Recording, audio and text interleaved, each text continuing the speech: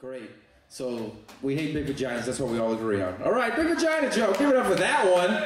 Give it up for the big vagina joke. All right, y'all ready for your first comedian? Nah. I said, are y'all ready for your first comedian? Please put your hands together for Allie and Ryan, everybody.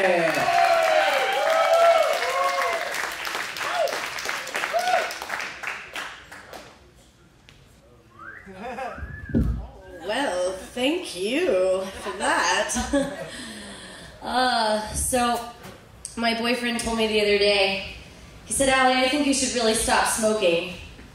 And I thought to myself, that's a really selfish thing to say, you know. I already gave up, you know, I don't want to give up smoking. I already gave up fucking other men for you, so. Right?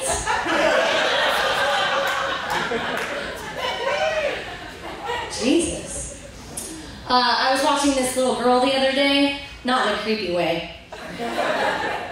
But she came up to me with this storybook called Sleeping Beauty.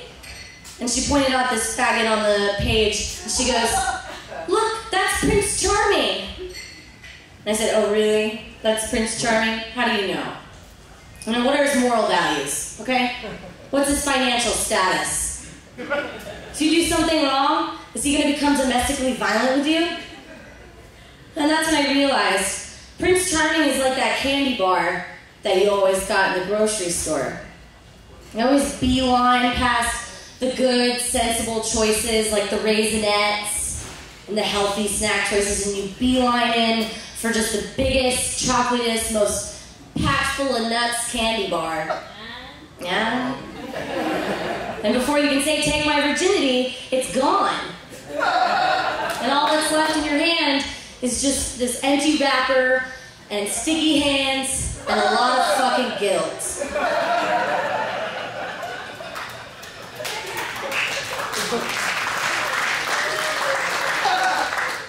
I'm wearing these shoes tonight. My friends make fun of these, but every day I was wearing my Toms. I just got these pair of Toms, and if you're not familiar with these, you buy a pair of Toms, and they give a pair of shoes to a third world country kid that's starving and homeless and pot-bellied.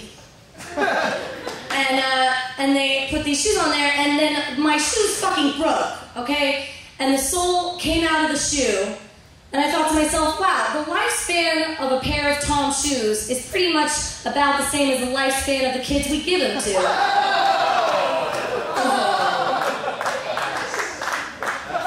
Here you go, kid. These shoes will last you the rest of your goddamn life.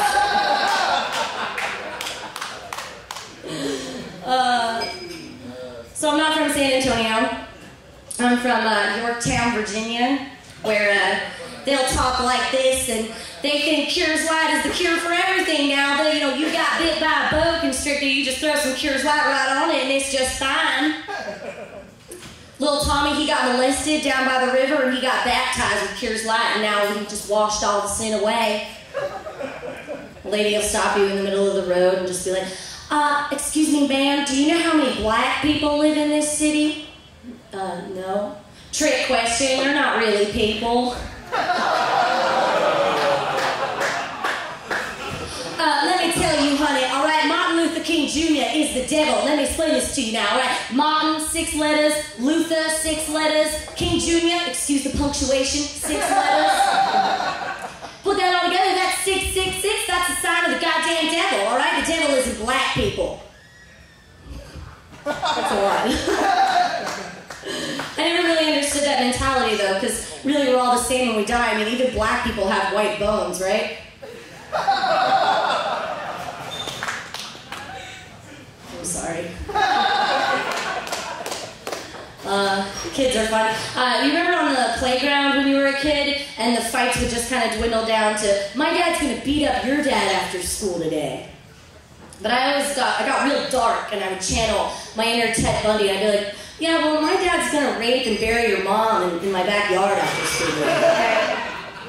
Fuck you.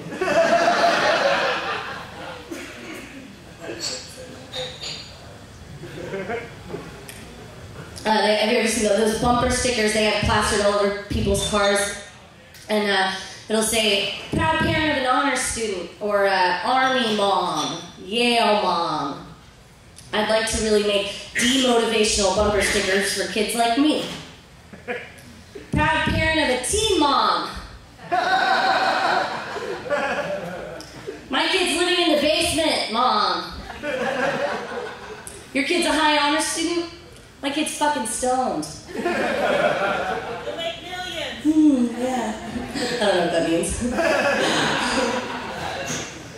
I was walking down, I was on San Pedro the other day, and I saw this woman, just this scantily clad woman running around the streets. And, you know, my first instinct was to think, well, maybe she's been hurt, or she just got abducted and let free.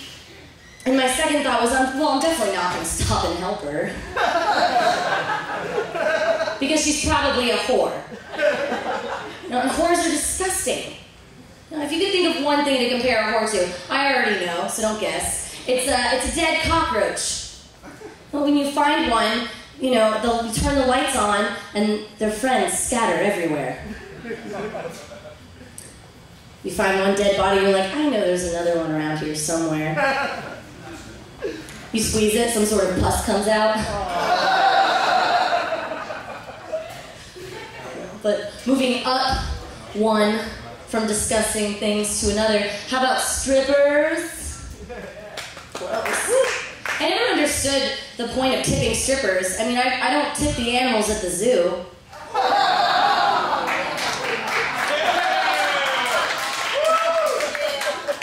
I mean, and the audacity of them to use the term exotic dancing. From what foreign region did you learn to exotic dance from, Madame?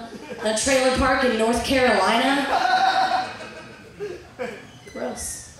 Now, I have this tattoo, and people always ask me, Allie, what does your tattoo mean? And I don't want to seem like a loser that just got a cover-up, so now I make up random bullshit so I sound hard.